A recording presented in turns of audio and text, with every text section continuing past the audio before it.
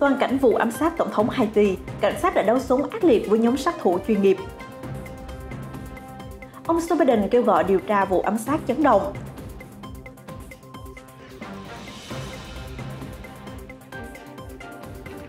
Đặc nhiệm Afghanistan quyết chiến đấu đẩy lùi Taliban ở các tỉnh phía Bắc. Căn cứ Mỹ liên tục hứng mưa rocket với số lượng kỷ lục.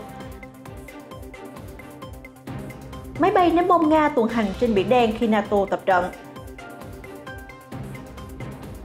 Tìm thấy 9 thi thể trong thảm kịch rơi máy bay Nga. Tất cả sẽ có trong bản tin đặc biệt cập nhật những tin tức nóng hổi nhất trên kênh FBNC.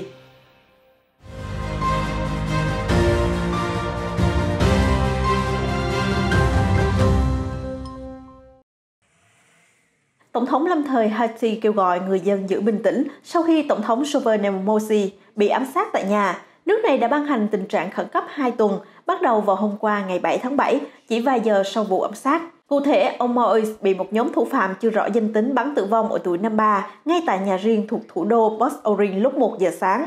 Vợ của cố tổng thống, bà Martine Moïse cũng trúng đạn, bị thương nghiêm trọng và được đưa sang Mỹ điều trị. Tổng thống lâm thời Lau Joseph phát biểu trên truyền hình, người dân Haiti xin hãy bình tĩnh vì mọi thứ đã ở trong tầm kiểm soát. Các bộ trưởng sẽ nhóm họp để đảm bảo sự liên tục điều hành đất nước và công lý sẽ được thực thi để trả lại công bằng cho cố tổng thống. Vụ ám sát diễn ra giữa lúc làn sóng các băng nhóm vũ trang đụng độ ác liệt với cảnh sát Haiti mấy tháng gần đây. Haiti với dân số 11 triệu người là nước nghèo nhất Tây bán cầu, đang đối diện với khủng hoảng nhân đạo và thiếu hụt thực phẩm, trong khi tình trạng bất ổn khiến người dân không khỏi hoang mang. Cố tổng thống Moïse đã đối diện với nhiều cuộc biểu tình bùng nổ trên toàn quốc kể từ khi nhậm chức năm 2017. Năm nay, ông còn bị các chính trị đối lập cáo buộc cố gắng thiết lập chế độ độc tài, nhưng cố tổng thống đã bác bỏ việc này. Nhận tin báo khẩn cấp tổng thống bị ám sát lúc 1 giờ sáng, lực lượng an ninh Haiti nhanh chóng có mặt tại hiện trường. Cảnh sát đấu súng ác liệt với nhóm thủ phạm. Cuối cùng, 4 nghi phạm bị tiêu diệt và 2 tên khác đang bị bắt giữ. Chính phủ Haiti ban bố tình trạng khẩn cấp 2 tuần để săn lùng đường dây tội phạm đứng sau vụ án chấn động. Đại sứ Haiti ở Mỹ cho biết với hãng tin Reuters, nhóm thủ phạm đã giả làm mật vụ thuộc lực lượng chống chất cấm của Mỹ, một động thái dường như giúp tạo điều kiện cho băng nhóm đột nhập vào dinh thự tổng thống vào giữa đêm.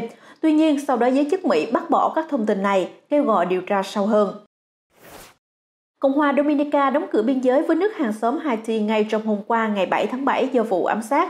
Chỉ có những quan chức chính phủ mới được đi qua biên giới giữa hai nước ở thời điểm hiện tại, an ninh thắt chặt tối đa. Ông Joey Miguel Soto, cựu tổng tư lệnh quân đội Cộng hòa Dominica cho biết, Haiti không có thể chế, không có an ninh, họ không thể bảo vệ cư dân của mình. Đất nước này chìm trong hỗn loạn bất tận và hàng loạt hoàn cảnh bất ổn đã dẫn đến vụ ám sát mới đây. Vụ tấn công gây rúng động Washington và toàn bộ khu vực Mỹ Latin. Sự việc diễn ra giữa bối cảnh bạo lực bất ổn, khủng hoảng chính trị bủa vây Haiti. Từ năm 1986, quốc gia này liên tiếp vật lộn với các cuộc đảo chính và sự can thiệp của nước ngoài. Tổng thống Mỹ Joe Biden ngày 7 tháng 7 cũng chỉ trích vụ tấn công tàn bạo, đoạt mạng Tổng thống Haiti. Nhà lãnh đạo Mỹ cho rằng có nhiều thông tin xung quanh vụ này cần phải điều tra rõ. Ông Biden phát biểu, chúng tôi sốc và đau buồn khi nghe tin vụ ám sát tàn bạo Tổng thống và đệ nhất phu nhân Haiti. Chúng tôi lên án hành động ghê tởm này. Ông Biden cũng gửi lời chúc đệ nhất phu nhân Haiti sớm bình phục. Tổng thống Mỹ nói thêm, Hoa Kỳ gửi lời chia buồn sâu sắc đến người dân Haiti và chúng tôi sẵn sàng giúp đỡ để đảm bảo an toàn, an ninh cho Haiti. Lực lượng đặc nhiệm Afghanistan hôm 7 tháng 7 thực hiện chiến dịch tấn công chống lại nhóm phiến quân Taliban ở thành phố Kunduz sau khi bão lửa cuộc chiến đã tràn đến khu vực này. Hầu hết các quận của Kunduz đã rơi vào tay Taliban. Phóng viên Reuters ghi lại hình ảnh nhóm quân Afghanistan chuẩn bị tham chiến từ phía ngoại ô thành phố.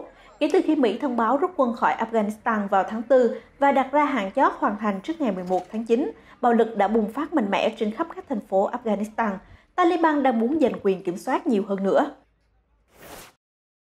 Ít nhất 14 quả rocket đã giáng xuống căn cứ không quân của Mỹ và đồng minh ở Iraq vào hôm qua ngày 7 tháng 7. Báo cáo ban đầu cho biết 2 người bị thương nhẹ, hiện chưa có bên nào đứng ra nhận trách nhiệm trong vụ việc. Gần đây, binh lính Mỹ liên tục bị nhắm mục tiêu ở Iraq và Syria. Hai nước này đều có đông đảo các nhóm phiến quân thân Iran và đang sục sôi ý định trả thù việc Tổng thống Joe Biden ra lệnh không kích khiến 4 lính phiến quân tử vong hồi tháng trước. Quân đội Iraq cho biết tần suất các vụ tấn công rocket và máy bay không người lái phát nổ nhắm vào căn cứ Mỹ đang ở mức cao chưa từng thấy. Mỹ tuần trước nói trước Hội đồng Bảo an Liên Hợp Quốc, Washington cần phải không kích vào các nhóm phiến quân thân Iran ở Iraq và Syria nhằm răn đe các nhóm vũ trang và cả Tehran chấm dứt thực hiện hay hỗ trợ những đòn tấn công nhắm vào quân đội và cơ sở hạ tầng Hoa Kỳ. Đáp lại, Iran bác bỏ mọi cáo buộc, đồng thời bày tỏ quan ngại về vụ không kích của Lầu Năm Góc. Mỹ suốt nhiều tháng qua cố gắng đàm phán gián tiếp với Iran để đưa các bên quay lại cam kết thỏa thuận hạt nhân năm 2015. Tuy nhiên, mọi việc có lẽ đang chuyển biến xấu đi. Theo hãng tin TASS dẫn nguồn Bộ Quốc phòng Nga cho biết, anh tập cơ Tu-22M3 được hộ tống bởi tiêm kích Su-30M2 vừa thực hiện chuyến tuần hành quanh các vùng biển trung lập trên Biển Đen. Hành động này được tiến hành trong bối cảnh NATO cũng đang tập trận gió biển năm 2021 với quy mô lớn nhất từ trước đến nay. Trước đó, tàu khu trục USS Ross của Mỹ đã tập trận bắn đạn thật trên Biển Đen ngày 6 tháng 7 cùng 28 đồng minh. Nga theo dõi việc này bằng cách điều 4 tàu chiến và các tiêm kích bám sát nhóm tác chiến do tàu khu trục Mỹ dẫn đầu. Mặt khác, 2 tiêm kích Su-30 của Nga đã bay hộ tống máy bay trinh sát của nước ngoài là chiếc thần biển B-8 bay qua Biển Đen, thông tin do Bộ Quốc phòng Nga công bố hôm 7 tháng 7. Hãng tin Interfax nhận định máy bay trinh thám dường như thuộc về Mỹ. Trước đó hôm 6 tháng 7, trạm kiểm soát không lưu Nga cũng phát hiện một máy bay quân sự tiến gần nhưng đã không xâm phạm các biên giới của Nga. Nga-Mỹ thường xuyên do thám lẫn nhau trên Biển Đen, Biển Baltic và Thái Bình Dương. Trong những tháng gần đây, máy bay của Nga và Mỹ liên tục chạm mặt ở biên giới. Chỉ huy lực lượng Hoa Kỳ ở Bắc Mỹ cho biết, Nga đã nhiều lần điều máy bay ném bom tiến sát không phận Alaska. Trong khi đó, Bộ Quốc phòng Nga cũng đưa ra khẳng định tương tự. Đó là máy bay ném bom của Mỹ dường như đang muốn dằn mặt Nga với tần suất cao hơn. Tại Nga, đội cứu hộ đã tìm thấy thi thể của 9 nạn nhân trong vụ máy bay thương mại chở 28 người rơi xuống khu vực hẻo lánh trên bán đảo Kamchatka, vùng Biển Đông. Trước đó, máy bay cánh quạt 2 động cơ An-26 được sử dụng từ năm 1982 đã đột ngột biến mất khi di chuyển giữa hai địa phương ở Kamchatka vào hôm thứ Ba. Phi cơ được cho là đâm vào vách đá do điều kiện thời tiết xấu và toàn bộ 28 người đã tử vong.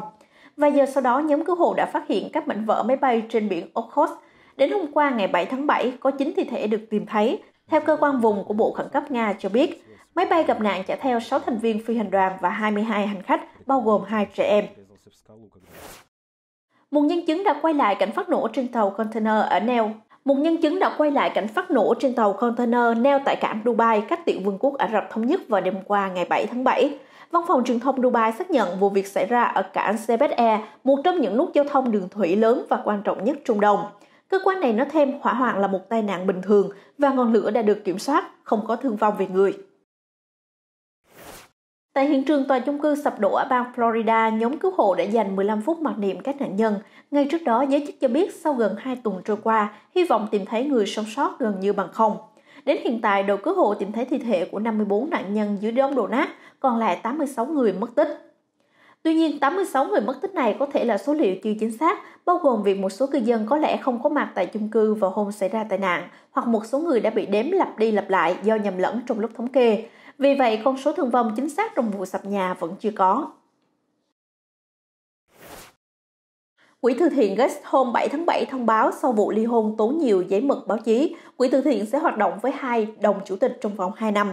Sau đó, bà Melinda có thể rút lui nếu các bên không thể thống nhất trong cách điều hành. Thông báo mới đây là một kế hoạch dự phòng để đảm bảo việc điều hành quỹ từ thiện vẫn diễn ra suôn sẻ hậu ly hôn cặp đôi Gates. Quỹ từ thiện Bill and Melinda Gates có quy mô lớn nhất thế giới, trong suốt 2 thập kỷ qua đã đóng góp 50 tỷ đô la cho nỗ lực chống đói nghèo và dịch bệnh. Tổ chức cho biết họ cũng đảm bảo bà Melinda sẽ nhận được một số nguồn lực từ quỹ để bà có thể thực hiện các công tác từ thiện một cách độc lập, đóng góp chung cho cộng đồng.